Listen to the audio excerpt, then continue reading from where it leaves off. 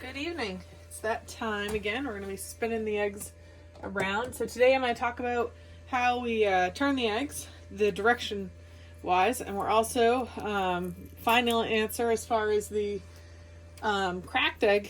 We're going to go ahead and use some masking tape. I heard different types of tape that were recommended to use to repair an egg. This doesn't always peel well, so I'm just preparing it right now. And I ended up coming across a story about a conservation agency that saved an endangered species, or saved an endangered egg from an endangered species, and they used masking tape. So I figured if the experts that know what they're doing used masking tape, then that's enough for me. I saw some things about how to do it with wax, and I was going to do that, and then because it seemed like something that would dry quickly too, yeah, so we're going to turn the light out here and get checking in on the gang, because what we have, so we have 6, 7, 8, 9, 10 total, with 2 being a little bit behind. So this is what we're looking at tonight. See the movement in there? Our little duckling. This one here, I believe, will be one of the yellow and gold ones because of the size of the egg. I believe this is one of the Pekin eggs. Oops. Hang on a second. I'm going to turn out the hallway light because I think we are getting some light coming in from there.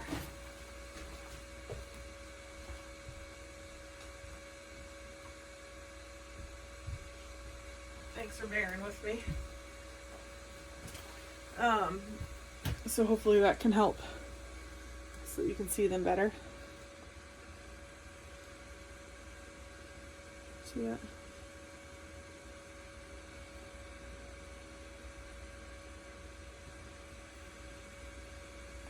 I don't know if you can see them better with a little light sometimes. I don't know. It's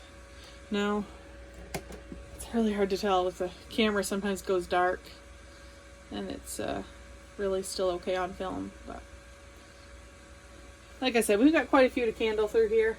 So turning wise, what I wanted to talk about was I had read you don't want to, when you're going to turn the egg, here's this guy here, whoops, right there, see the movement inside that egg?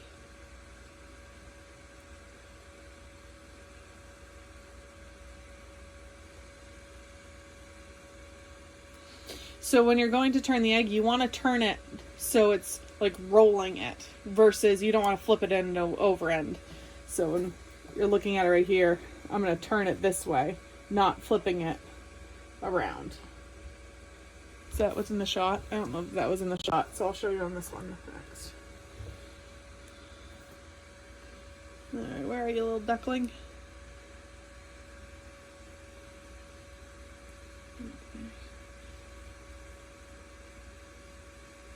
So we're going to turn it this way when we go to turn it over.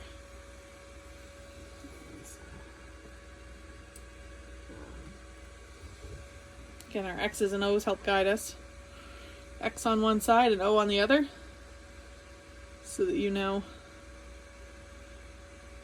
which ones you've turned and which ones you haven't. I feel like I'm having hard, maybe you can see better than I think, but so yeah, you is this one in the shot this time? Yeah, so you're going to turn it this way, just rolling it over, not flipping it end over end. So this one's the one that's a little bit behind them. I said in the comments below of one of the last videos and answering some other questions that when we get to the end, these couple eggs that seem like they're a little bit further behind. Oh, sorry, that's the cracked one. We're going to wait on him. When we get to the end, and if there's a couple that are behind, I'll start up my other incubator because there's not much time in between. I don't want to risk messing that up. So I'll grab the other incubator and give those guys their own little resort for the last couple days. Someone was asking whether or not you can incubate eggs, chicken eggs and duck eggs together. I haven't. Last year was my first year having chickens, and I found out I was allergic to something in the dander or something. So I just kept breaking out in rashes up my arms and finally figured out that it was the chickens. So I didn't realize you could be allergic to one and not the other as far as chickens and ducks, but they do bathe and everything quite differently. So I guess that does make sense that you could be. So anyhow, to answer the question, I don't know the answer.